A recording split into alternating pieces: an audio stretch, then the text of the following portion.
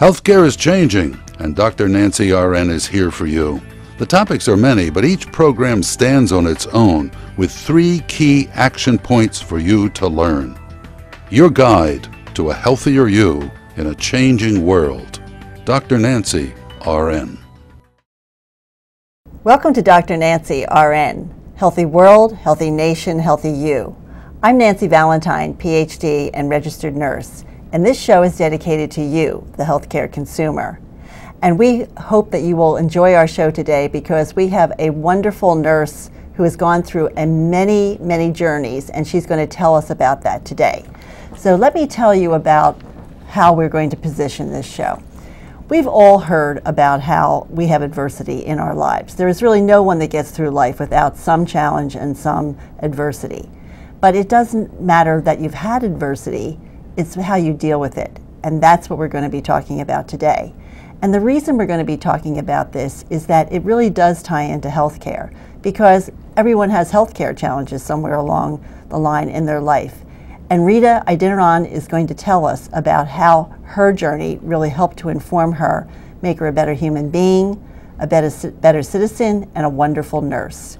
So the topic of our show today is overcoming adversity, a nurse's journey of resilience, resolve, and reward. So let me welcome Rita to our show today. Thank you, Rita, for being with us.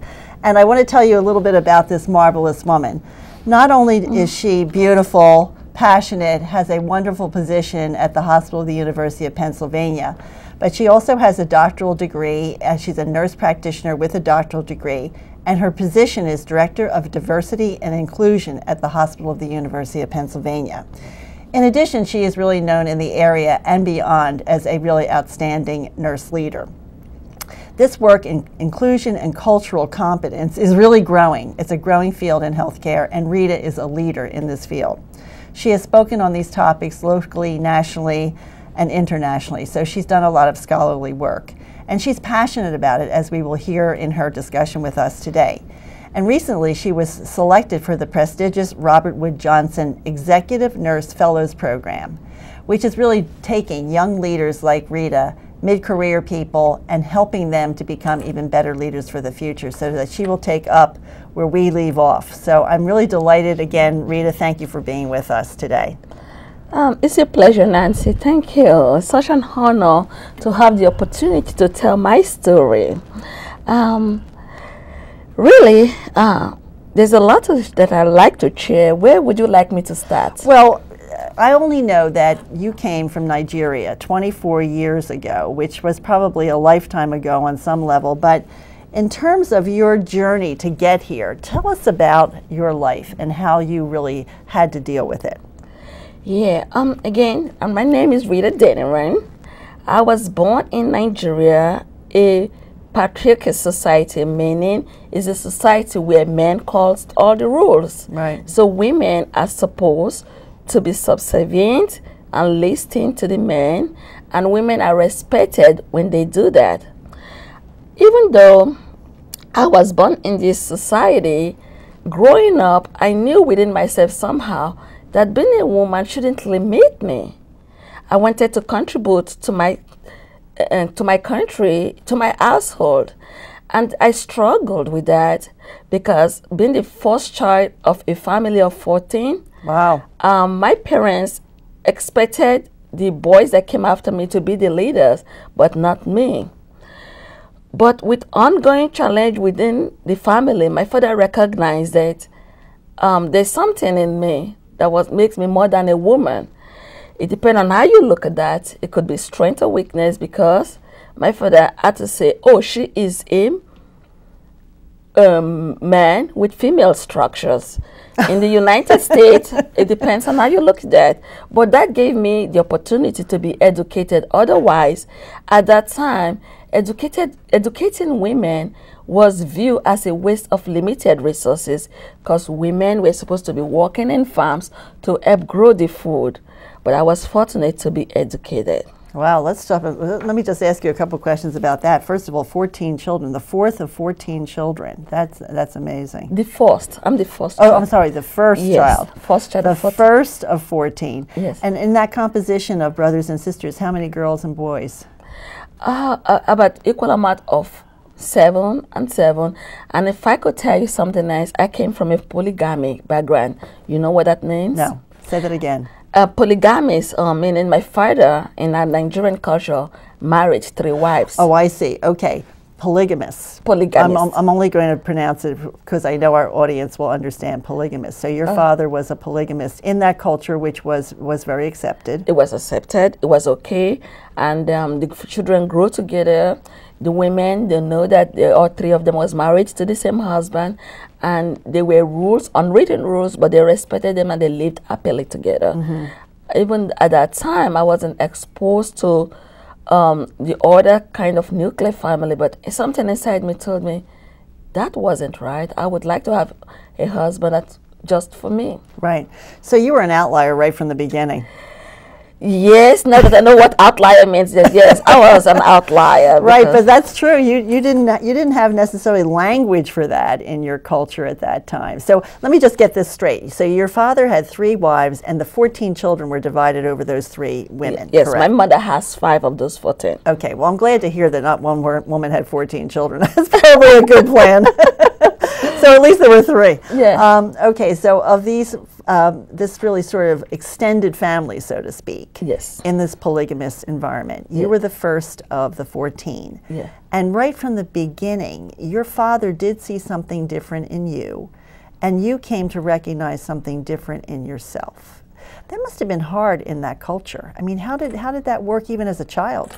It was very difficult, I'll tell you. And that's why I said overcoming adversity, because you were pointed at as the bad child, because you, again, in society, if you don't follow the rules that people think is right, if you are the innovator or the pioneer, sometimes you don't have that. You don't get accolades in the beginning until people begin to see what those innovative ideas, how it contributes to making positive difference. Right. But let me comment on that. I think what Rita's saying is that when you're different, even as a child, in something as dramatic for us to hear as listeners in that early childhood, you recognize something in yourself. Your father recognized something different. They could have, sort of beat that out of you, so to speak, psychologically and maybe even physically, but they didn't. So how did they? I mean, how did you sustain that over your young life in a culture that would have so many prompts against it? I gave my dad a lot of credit for that. Just like with anybody, I think when you have role models, you have mentors in your life, people that can empower you to really believe who you are, it does make a difference. Definitely. So despite the challenges, people not wanting to accept me for who I am, but my father standing behind me, I would tell you, is the single most effective and empowering variable or quality that has allowed me to become who I am today. Because my father grounded me to be who I am. But I want to be clear, even though he did that on a promise, because he believed I'm a man, quote unquote. I just have female structure. So he had to convince himself to, within that society, that yes, she's my daughter, she's my male daughter with female structure. That is amazing. Yes. I mean, that is pretty incredible. Well, is your father still alive, by the way? Unfortunately, no. I wish he's alive to see that what he did, I had turned out to be today. Right. Well, hopefully he's seeing it from another dimension. I hope so. I hope so. But I'd like to just capitalize on that point, because I think it's a lovely point. The fact that your father, in a patriarchal society, was able to give you the free license to be who you were is really relevant to our culture in a different way. Because there are studies that have been done that really point out that for young girls and their development, obviously a mother is very important, but how their father deals with them, how the father treats them, really has a tremendous impact on their long-term development. So even though you were in Nigeria, people here are in a whole different culture. What is common is that if you are given a lot of positive reinforcement, if you're given the message that you can do anything you can do, you know, if you want to do something, you can do it. I mean, you are able. And that person, as you said, is in back of you. That father figure is incredibly important and should not be underestimated and should be applauded and reinforced in any way possible. Exactly. So for the men out there, or even women, I think when we see our children and they have this unique characteristics of variable, it would be important for us to really allow them within a safe framework, if you will, to be able to express themselves and pursue their dreams. And my father did that for me. Right. So one thing that I think we can take out from this conversation is the power of a mentor, a role model, right, and a support person in the life of human beings, be children, be in the workplace, even be in healthcare, maybe the role of an advocate. Right. And as nurses, we do that very well. Right. We advocate for our patients. So that role, whoever is playing it, is very important, right, that we have that. Right. But Rita got some education from her father very early on in that. I think it is quite intriguing, and I just have to comment that he had to look at you as if you were a man, because of your persona, the way you thought, your behaviors, and had a woman's body. Somehow that he could reconcile that. I wish he's alive today. I would have loved to explore that with him. Right. Because sometimes I really look at it that thank God he did that for himself, but because of the society, right, that he was in, he needed to have something to convince, right, him to, right, help me. I would, right, have loved to explore that. Daddy, how did you come to this? But whatever it was, it helped me, and I'm glad he did what he did. But it would be nice to be able to hear that. How did he come to that conclusion? But if I have to guess, it would be that in this society, women are not allowed to do this much, and I would be allowing my daughter to do it. So now let me call him a boy, right, to allow him, right, to do that. Well, it's probably all part of social evolution. You know, maybe if he were here, he would have evolved differently. You know, many years later, he wouldn't need that much convincing of himself of that. Who knows? We don't really know.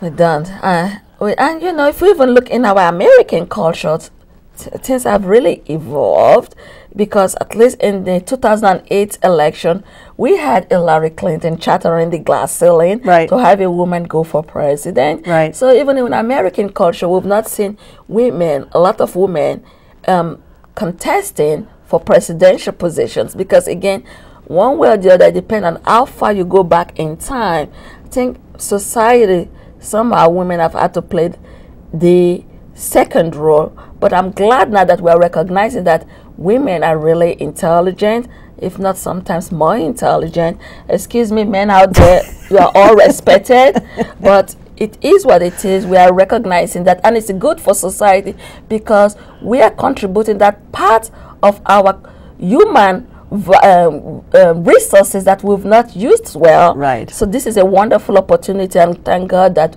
we are beginning to recognize that and leverage that to help society. Right. That is very well said, Rita. I could not have said it myself better. You're excellent. Yes. So as you went along as a man, woman, child, and you were able to grow, then what happened? What was the rest of this journey?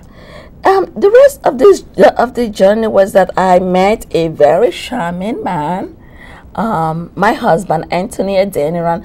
If you're there, darling, hi.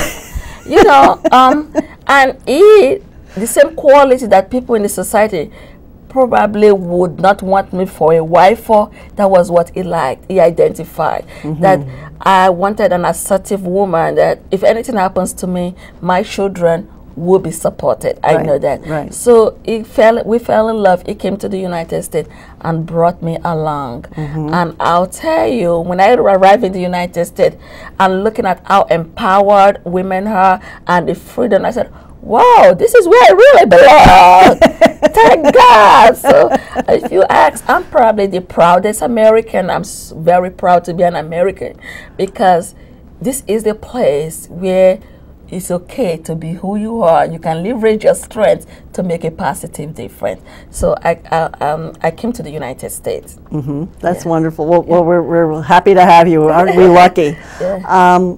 So then what happened with your education and how did you get into nursing? In Nigeria, I started my basic nursing education because my father supported me. So I was fortunate. I went through the program. My parents, because Nigerian nursing again is not as respected as it is in the United States. So I was at that time, they considered me brilliant. So my parents wanted me to go into medicine because they call me ever first because in Nigeria we use ranking in our positions. So I was always first and I was expected to study medicine.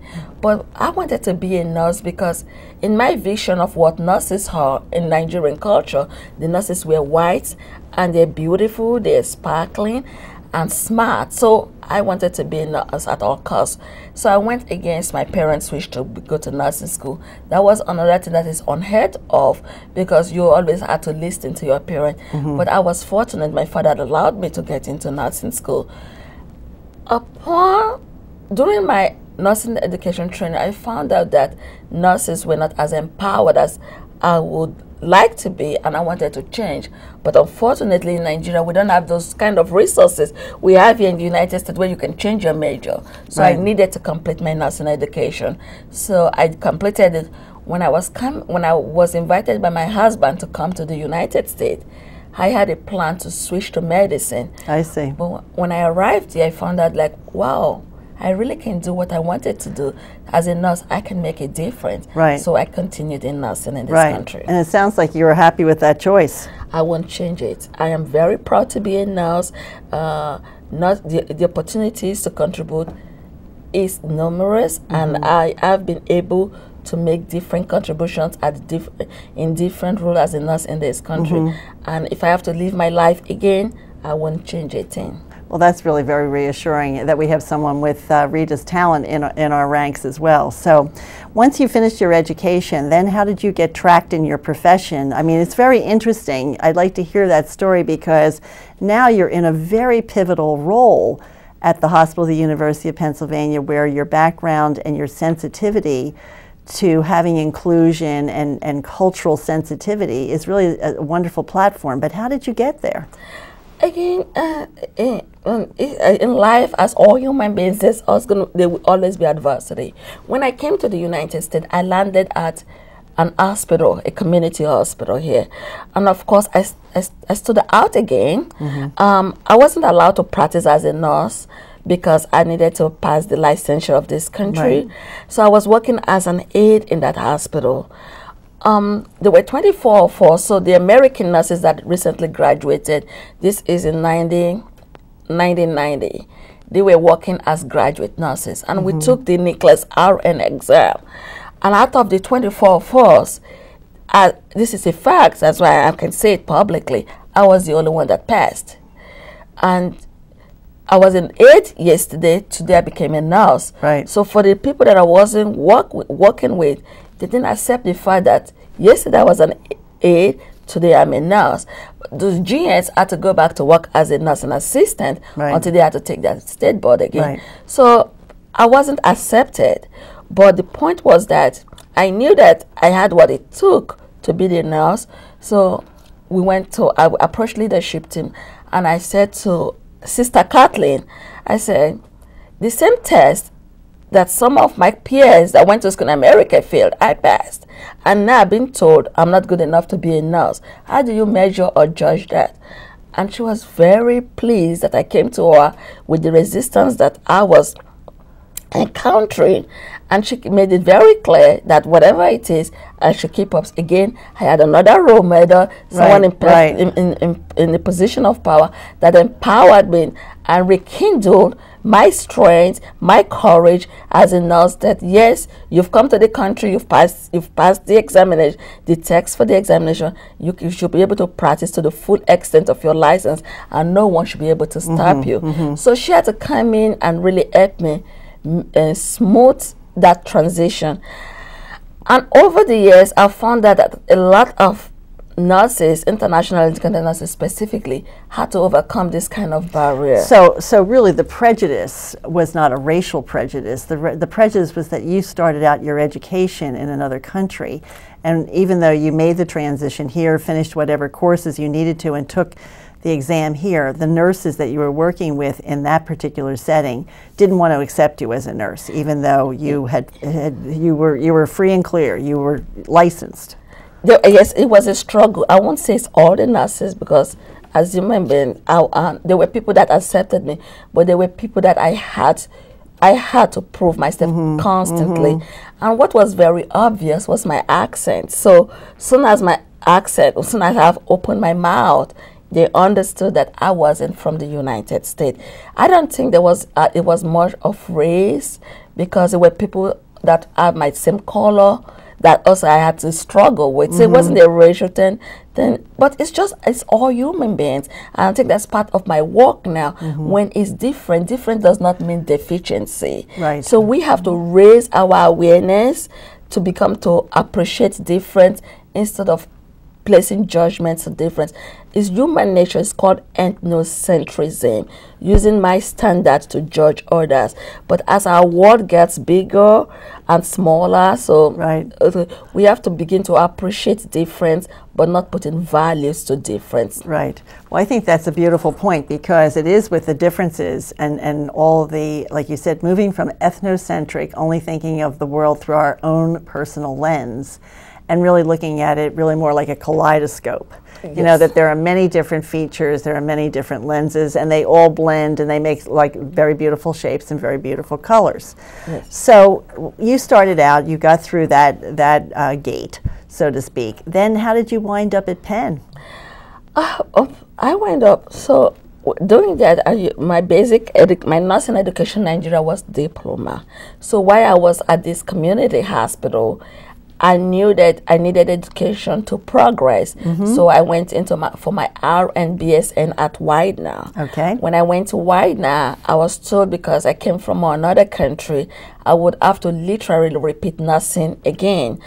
So I was given 30 credits, and I needed to take 90 more credits, because I needed 120 to have a baccalaureate of nursing degree. And that's the basic education for you to climb the ladder in the United States. Right. So I asked if I could collect some of those credits, and I was given permission to. So I collected almost 60 of them. So I only had to take 30 credits at Widener. Then I graduated from Widener. Then I pursued my master education at Penn. And I wanted to go to Penn because I read about the Penn, the greatness of Penn, the extraordinary contributions Penn was doing. And I wanted to be part of those that are making the positive difference. Right. So I went to Penn for my master's. That's how I was introduced to Penn medicine. Very good, very good. Well, again, lucky for Penn that they got you. Thank you. But Penn does really reach out to many other countries, and they do have a really nice, diverse population of students there. I think it's one of the hallmarks of the program. In terms of what you've gone through and all the challenges that you've met, many of which we don't even have time to really discuss today in our show, in terms of all this healthcare reform that's going on, what are the key messages you would give to our listeners in terms of what you had to go through? I mean, what you've said is if you had not challenged, because it was coming innately inside of you, if you had not challenged your family and your family had not supported you, you could have been farming the fields in Nigeria. Exactly. So instead of farming the fields like many of your contemporaries are doing, still no doubt, you came, and now you've got a doctoral degree in nursing, and you are trying to change the world at Penn, which you're doing. Yeah. But where do you think the lessons learned are for listeners? What do you think they can get from your story? First of all, if what I tell everyone I meet in the United States, to be a citizen of this country is a gift. Mm-hmm. Regardless, whatever adversity may come your path, that is my take on it, because this is a country that gives you freedom. When you have freedom, you have everything. The second part to that is we are not free until every one of us in this country, our values are respected for what it is. Right. So if we have those two things, then it comes down to individuals. Meaning, as a person in this country with all this freedom, what do I do with it? Mm-hmm. First of all, you are empowered. Be engaged in your own healthcare. I'm taking my story and I'm translating into healthcare.